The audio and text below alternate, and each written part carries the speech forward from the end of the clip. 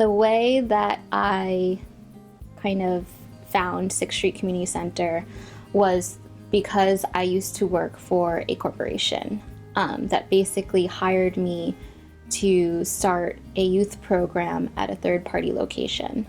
So this was an educational company that hired me as their English language arts youth programs coordinator. And the idea was to start an after-school program in a place that needed it. So I was just kind of on foot with a friend who also was working with me, and we were just looking at all different kinds of places, like retail spaces, churches, schools, and we walked by 6th Street Community Center and we just saw how colorful it was, and I didn't really think anything of it, but I was like, why not? Let's just walk in and see what it's like. And then we met Howard and Annette, who run the space, and turns out that they had this big open room that nothing was going on regularly during the after-school hours. So originally we started the after-school program under a corporation, but once the educational company, decided that they couldn't run it after 3 more years, 6th Street Community Center basically wanted us to continue the program. So we continued it as a 6th Street Community Center program. One of my favorite workshops that I ever did with the students was a self-portrait painting series that we did. And so we were working with acrylic and canvas, and we had kind of been building up to this where I had the students doing different kinds of self-portraits. So first they just did self-portraits, and they each had their own mirror, which was really fun and nice, because when you're working on a self-portrait, it's kind of hard to do it without a mirror. So they would do them in pencil, do them in Conti, do them in Crayon, do them in watercolor. They explored doing it in lots of different mediums, and then the last project was doing it in acrylic paint on canvas. So I think that working with acrylic paint, they just all kind of felt like they had stepped their game up. The program at 6th Street Community Center is just like a really safe space where they can come and it's like a stable place where they can come and feel safe and, away from school, away from home. I think, also to be able to express themselves through art and creativity and writing, gardening. We do gardening. That's very therapeutic. So I just, being able to express myself also with them, because a lot of the times when we do art workshops or we do gardening or cooking, I'm doing the activities with them. So doing that together has been really positive for me.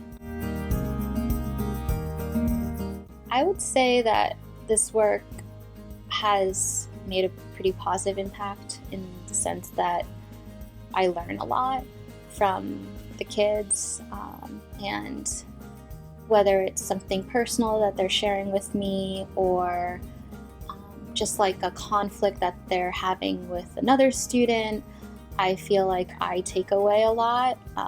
It can be heavy sometimes to kind of take that home with me, but ultimately it's teaching me a lot about just like what life is.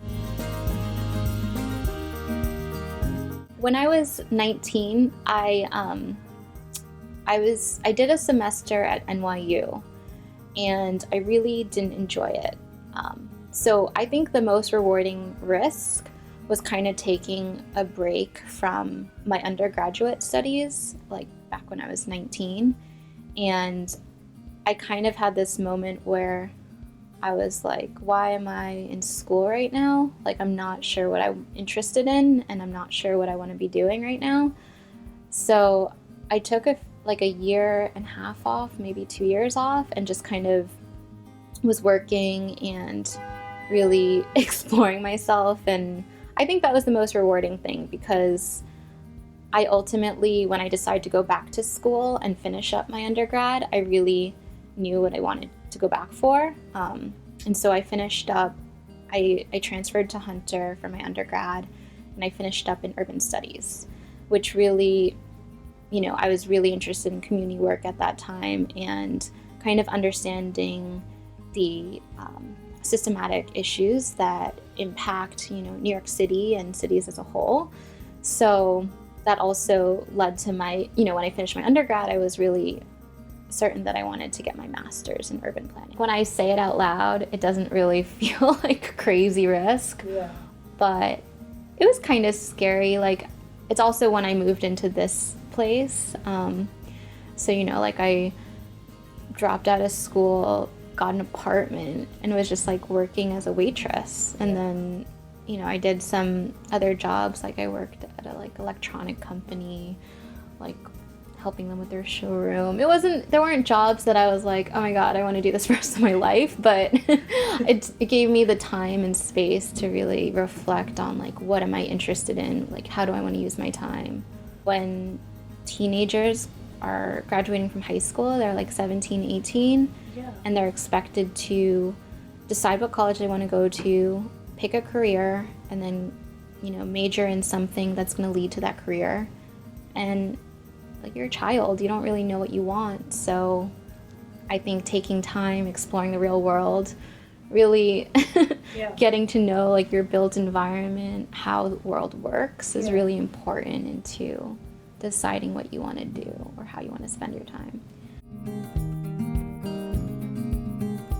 I started a community organization in this community called Clean Up North Brooklyn. And basically, it came out of this space where I recognized, so we live directly across the street from a waste transfer station, which is basically, all of the carters in New York City, private, public, pick up trash, and they haul it to places called waste transfer stations. And they're basically big stations where it's just piles of trash. The people living in the community around the waste transfer station are suffering from, higher rates of asthma. We have trucks idling. We have more dangerous streets with trucks speeding down them, not really following traffic rules. Also, it smells really bad. So there's just a slew of health and safety issues that come with, living so close to where we handle waste. And so North Brooklyn handles 40% of the city's waste. And this community, after living here, I moved here in 2009. So getting to know a lot of my neighbors, some that have lived here for like 40, 50 years, I just recognized that, they didn't always have to deal with this. These stations are pretty new in comparison to how long they've been living here. So Clean Up North Brooklyn kind of emerged as a way to organize the residents and the community. So we have residents, long-term residents, short people who have just moved to the community. It's a pretty big mix. And then we have business owners. A lot of businesses have popped up in this area. And then a lot of community leaders. Our councilman, he's behind our cause, kind of fighting against this waste inequity.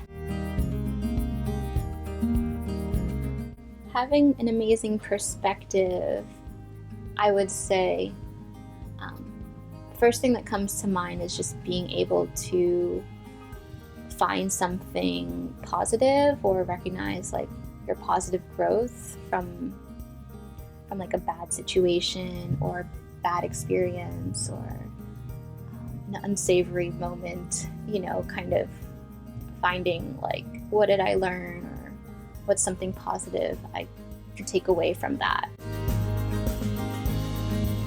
I am most grateful for just like my community, I guess, and the people I have in my life. I feel very blessed to be surrounded by good people and, it's family, friends, my boyfriend, the people I work with, my neighbors are awesome too. So I feel really lucky. I feel like that's really important. It's like foundation of happiness in life.